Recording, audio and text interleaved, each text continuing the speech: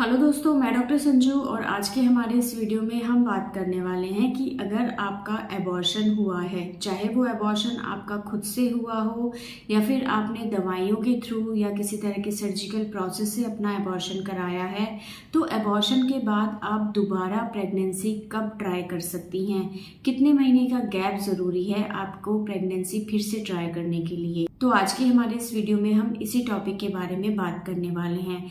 तो देखिए, अगर आप प्रेग्नेंट हुई थी और बाय चांस आपका किसी वजह से खुद से एबॉर्शन हो जाता है, यानी कि स्पॉन्टेनियस आपको एबॉर्शन हो जाता है, या फिर अगर आपको प्रेगनेंसी हुई थी लेकिन आप उस प्रेगनेंसी को नहीं चाह रही थी और ऐसे में अगर आप मेडिसिन ले लेते हैं या फिर किसी तरह के सर्जिकल प्रोसेस जैसे कि डीएनसी के थ्रू अगर आप अपना एबॉर्शन करवाते हैं, तो एबॉर्शन होने के बाद आपको तुरंत प्रेगनेंसी का ट्राई नहीं करना है।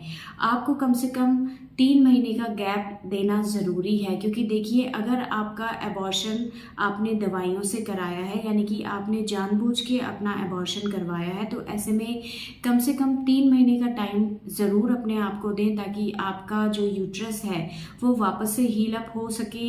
आपको जो भी एबॉर्शन के टाइम पे ब्लीडिंग हुई थी, किसी तरह के कोई वीकनेस अगर उससे आपको हो गई थी, तो वो आपके शरीर में पूरी तरह से ठीक हो पाए, ताकि आगे की जो प्रेगनेंसी है उसमें आपको किसी तरह की कोई दिक्कत ना आए। तो ऐसे में कम से कम 3 महीने का गैप रखना आपको बहुत ज़्यादा ज़रूरी है, और इन 3 महीनों के दौरान आपको अपने बॉडी के ऊपर बहुत ज़्यादा ध्यान देना है, अपने खाने के ऊपर ध्यान देना है। हरी सब्जियां, फ्रूट्स, हेल्दी चीज़ें आपको खानी हैं।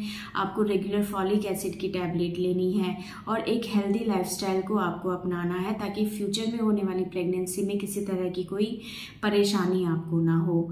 दूसरा, अगर ये एबॉर्शन आपका स्पॉन्टेनियस हुआ था, यानी कि आप प्रेगनेंसी को रखना चाह रही थी लेकिन किसी वजह से अगर आपको एबॉर्शन हो गया था, तो उसके बाद आपको 3 महीने का कम से कम रेस्ट देना है अपने आप को, और इस दौरान आपको अपने कुछ टेस्ट कराने हैं और ये जानने की कोशिश करनी है कि आपको ये जो एबॉर्शन हुआ था इसके पीछे कहीं किसी तरह का कोई कारण तो नहीं है। और अगर किसी तरह का कोई कारण निकल के आता है, तो अपनी प्रेगनेंसी प्लान करने से पहले उसका प्रॉपर ट्रीटमेंट आपको लेना बहुत ज़्यादा ज़रूरी है, ताकि फ्यूचर में अगर आप प्रेगनेंसी ट्राई करें, आपको प्रेगनेंसी हो जाए, तो फिर से आपको इस तरह के एबॉर्शन को ना फेस करना पड़े। इसके लिए जब आप डॉक्टर के पास जाएंगे, डॉक्टर आपके कुछ हार्मोनल टेस्ट कराएंगे, कुछ ब्लड टेस्ट कराएंगे, जिसके अंदर की कुछ एंटीबॉडी टेस्ट होते हैं, थायराइड, ब्लड प्रेशर, डायबिटीज़, इस तरह के कुछ टेस्ट होते हैं, कुछ इन्फेक्शन से रिलेटेड टेस्ट होते हैं, उनको कराया जाता है। अगर आपकी फैमिली में किसी तरह की कोई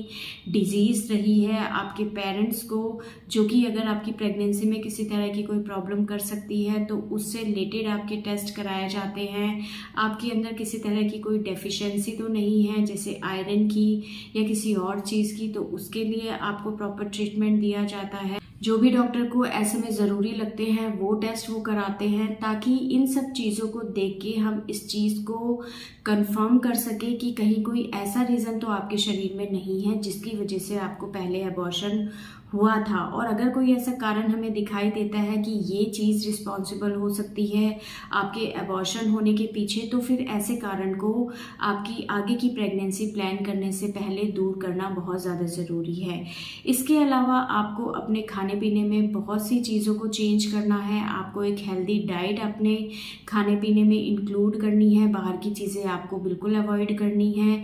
जो चीज़ें आपकी प्रेगनेंसी में प्रॉब्लम कर सकती हैं, उन चीज़ों को आपको अवॉइड करना है। अपने खाने में प्रोटीन्स, विटामिन्स, मिनरल्स ज़्यादा से ज़्यादा लेना है। फैट, कार्बोहाइड्रेट की क्वांटिटी को कम करना है। बाहर की जितनी भी पैक्ड चीज़ें होती हैं, फ्राइड चीज़ें होती हैं, फास्ट फूड है, जो कहीं ना कहीं हमारे शरीर को नुकसान पहुंचाते हैं, उन चीज़ों को आपको बंद करना है अपनी डाइट में।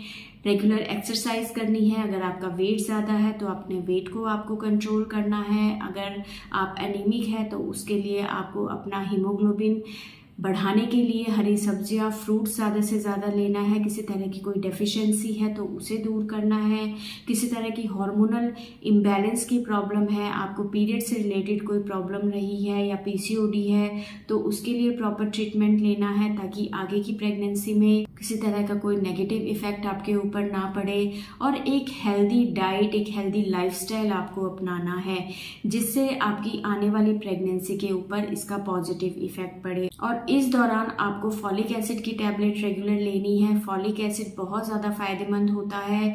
ये आपके अंदर होने वाले एबॉर्शन से आपको बचाता है, बहुत सारे जेनेटिक डिसऑर्डर या क्रोमोसोमल एबनॉर्मेलिटी को ये दूर करता है, और बहुत तरीकों से ये फायदेमंद होता है। आपकी प्रेगनेंसी के चांसेस को ये बढ़ाता है, एग की क्वालिटी को ये इम्प्रूव करता है। तो जब भी आप प्रेगनेंसी प्लान करें उससे पहले आप अपने प्रॉपर टेस्ट कराएं, अपने खाने पीने के ऊपर ध्यान दें, रेगुलर एक्सरसाइज करें, फॉलिक एसिड की टैबलेट लें रेगुलर, और एबॉर्शन के बाद कम से कम 3 महीने का आप गैप ज़रूर लें, और उसके बाद ही आप आगे की प्रेगनेंसी प्लान करें, ताकि फ्यूचर में होने वाली प्रेगनेंसी में किसी तरह की आपको कोई प्रॉब्लम ना आए। और इसके लिए आप डॉक्टर से ज़रूर मिलें। तो दोस्तों, ये था आज का हमारा वीडियो। अगर इस वीडियो से रिलेटेड आपके किसी तरह की कोई सवाल है जो आप हमसे पूछना चाहते हैं तो आप हमें कमेंट कर सकते हैं, और हमारे आने वाले वीडियोस को देखने के लिए हमारे इस चैनल को सब्सक्राइब ज़रूर करें।